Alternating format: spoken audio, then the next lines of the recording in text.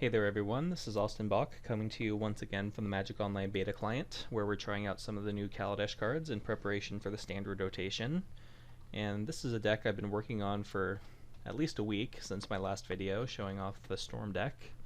We've been building around a card called Metalwork Colossus, which is a new artifact-based synergy card from the new set that has a lot of potential and is just asking to be broken.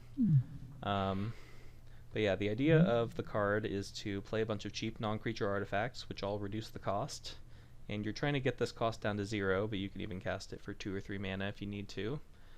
So you've got cards like Prophetic Prism, which draw you cards, Hedron Archive, which ramps your mana, Cultivator's Caravan also ramps your mana. And then you've got cards like Woodweaver's Puzzle Knot and Glassblower's Puzzle Knot, which come in and do a minimal effect. In this case, scry 2, get 2 energy, and then gain 3, get 3 energy. So you might have noticed there's a small energy theme, because we're working with another card called Aetherworks Marvel, which lets you use all that energy to spend to look at the top 6 cards and get a free spell. And since you're inherently looking to ramp your mana and do big flashy things, you're usually going to be able to find something pretty sweet to do with it. But it might seem kind of strange because the 2 cards don't, on the surface might not look like they have a lot of synergy, but there's actually a lot of interplay between the 2. For one thing, the most obvious one is that Aetherworks Marvel is a non-creature artifact, so it helps reduce the cost of the Colossus. The first ability cares about you putting permanents into your graveyard to give you more energy to activate it multiple times. And Metalwork Colossus does that in a couple of interesting ways. If you have one in your graveyard, you can sacrifice 2 artifacts to get it back, which means you could further fuel the Aetherworks Marvel, give you more energy by sacrificing your other artifacts. But the big draw to Metalwork Colossus, and another interesting synergy with the Marvel, is the interaction with Sanctum of Ugin, which is a 4 of in this deck, and probably the most important card in the deck. Sort of powers up everything else. Once you've gotten the Colossus down to 0 mana, which is your basically your end goal, you can sacrifice 1 or 2 Sanctums to go get more Colossuses, or one of your Silver Bullet cards, which we'll get into in a minute. The Sanctum will trigger Aetherworks Marvel, and there's some pretty powerful things you can do too. Inventor's Fair, sort of a worse version of Sanctum of Ugin, but once you get enough artifacts, you can sacrifice it to go get a Metalwork Colossus and get the chain going. And, it is legendary, so you can't play too many, but as a 2 of, it does some pretty good things. So then you have the Silver Bullet package, as I said. 1 Elder Deep Fiend is probably the most important 1 of in the deck.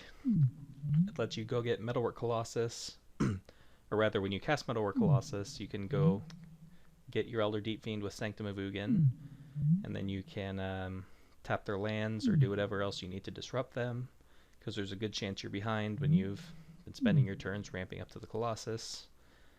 There's 1 Filigree Familiar, which, I guess it's a 3-drop, I'll move it over here, but sometimes you just want to go get it off of Sanctum if you're pretty far behind against an aggro deck. It's pretty nice if you have 2 Sanctums to be able to go get Filigree Familiar and Elder Deep Fiend, and just, set up that combo so you can get to keep your Colossus around. 1 Drowner of Hope does sort of similar things to the Elder Deep Fiend.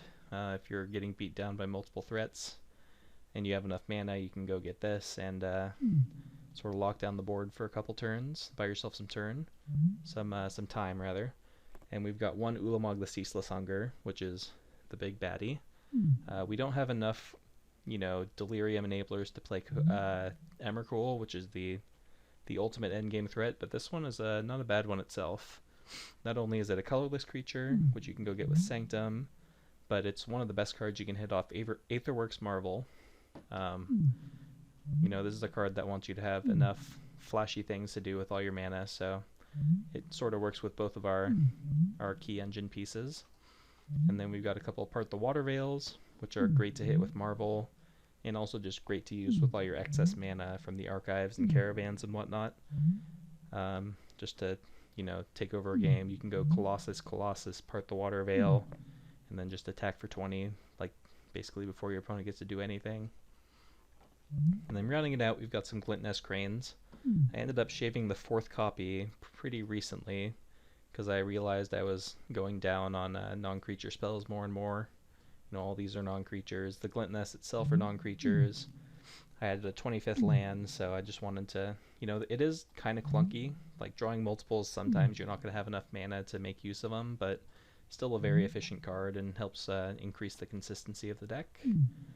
Other than that, nothing else too crazy. A couple deadlock traps, which make energy to fuel the Aetherworks Marvel, and they can buy you some time by, allowing you to use your energy early to lock down key attackers or planeswalkers or whatever else is giving you trouble. But that's basically the gist of the deck. And I guess the one other thing I'll note, the Woodweaver's Puzzle Knot, the only card that really requires green mana from us for the back end, but we actually have a lot of ways to make green. We have Aether Hub, we have Prophetic Prism, and we have Cultivator's Caravan. So that's essentially 10 sources of green, and you don't always have to sacrifice it, so we can still be a monocolored deck and make full use of the Woodweaver's Puzzle Knot. So looking at the sideboard, been working a little bit on it, but some of the numbers might still be a little bit off. We've got a suite of counterspells, some dispels, some ceremonies, rejections, and a negate, just to deal with, dispel's really important for fighting through counterspells. That's been one problem I've been having. You don't want to have too many negates because it's a little expensive, and you want to be casting your stuff early and be able to hold up a counter at the same time. So I went with the cheaper option as the 2 of rather than the negate. A couple Engulf the Shores. We're playing a lot of islands, so it's really nice to have against aggro decks just to reset and buy yourself some time. Aether Meltdown is a cheap removal spell that also fuels energy, so you can play it without having to take a turn off of setting up your Aetherworks Marvel or whatever.